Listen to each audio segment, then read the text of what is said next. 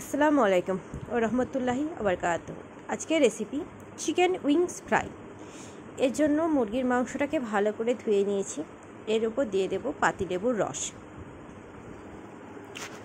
এই chicken wings fry করতে গেলে এর মধ্যে চিকেনের যে উইংসের পার্টগুলো আছে সেগুলোকেই নেবেন। অন্য বাকি যে পার্টসগুলো থাকে সেগুলোকে বাদ দিয়ে উইংসগুলোকেই বেছে নেবেন। এরপর এতে দিয়ে দেব সয়া সস, 2 চামচ মতন সয়া সস। এবার যে যেরকম কোয়ান্টিটিতে করবেন সেরকম এখানে পরিমাণটাও কম বেশি হবে। এটা আমি মোটামুটি 500 থেকে 700 গ্রামের মধ্যে করছি বলে 2 চামচই দিলাম। এরপর এতে দিয়ে দিলাম টমেটো সস, দিয়ে দেব লবণ স্বাদ মতো।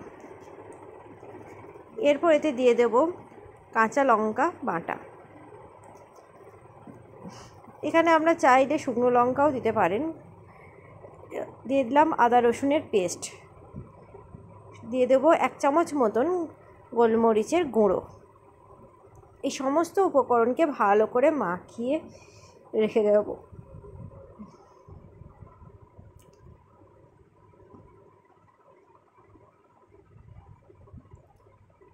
ভালো করে মাখিয়ে নিলাম। এরপর এতে দিয়ে দেব একটা ডিম, যেটা ভীষণই ইম্পর্টেন্ট।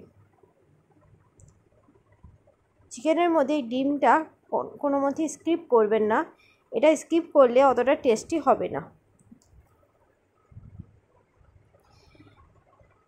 ডিম দিয়ে ভালো করে ম্যারিনেট করে রেখে দিলাম।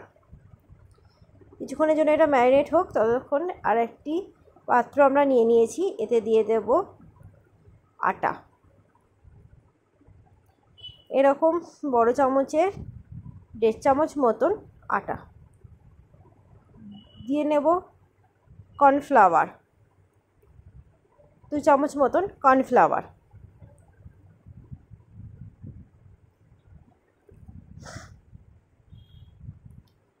দিয়ে দেব লবণ স্বাদ মতো। এরপর এতে দিয়ে দেব গোলমরিচের গুঁড়ো। দিয়ে এই সমস্ত কিছু দিয়ে ভালো করে মাখিয়ে এটাকে রেখে দেব।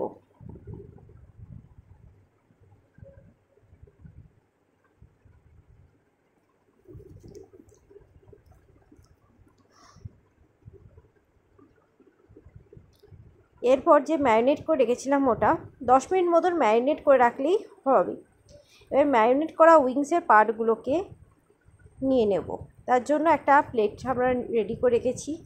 এই প্লেটের মধ্যে ম্যারিনেট করা উইংসের পার্টগুলোকে দিয়ে ভালো করে এই যে ময়দা এবং কর্নফ্লাওয়ার দিয়ে যে মিশ্রণটা আমরা তৈরি করে রেখেছি এটার মধ্যে ভালো করে মিশিয়ে দেব।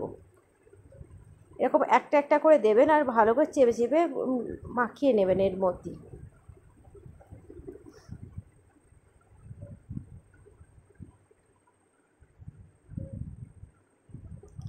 সবগুলো হয়ে গেছে। এরপর কড়াইতে তেল দিয়ে দেব।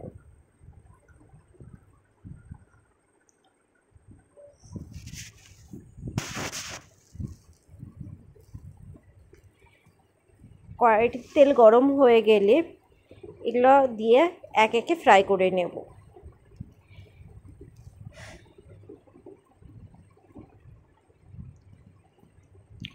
আপনারা এটা চাইলে মাইক্রো ওভেন কিংবা এয়ার ফ্রায়ারেও করতে পারেন। তবে এয়ার ফ্রায়ার করলে এটাতে যে এতটা পরিমাণ তেল লেগেছে সেই তেলটা লাগবে না। যারা হেলদি পছন্দ করেন, তেল পছন্দ করেন না, তারা এটা এয়ার ফ্রায়ারও করতে পারেন।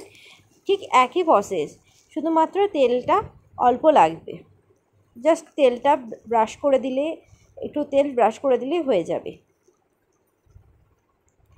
এরকম করে একটা দিক ভালো করে ফ্রাই করে নেওয়ার পরে এটাকে উল্টে দেব, দিয়ে আর একটা দিক ভালো করে ফ্রাই করে নেব।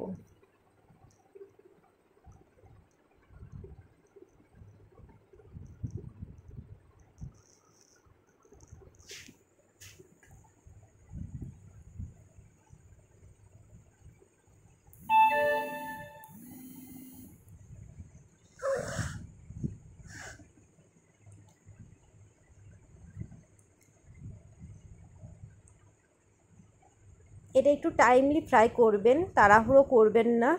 তাড়াহুড়ো করলে ওপরটা হয়তো হয়ে যাবে, ভেতর থেকে হবে না, আস্তে আস্তে করবেন।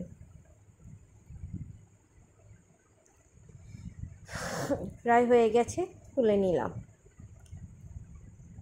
এটা তুলে নেওয়ার পর এটাকে আপনারা সসের সঙ্গে কিংবা বৃষ্টির দিনে 1 কাপ কফির সঙ্গে, গরম গরম কফির সঙ্গে টেস্ট করে দেখতে পারেন। খুবই সুন্দর এবং অসাধারণ লাগবে আজকের রেসিপি।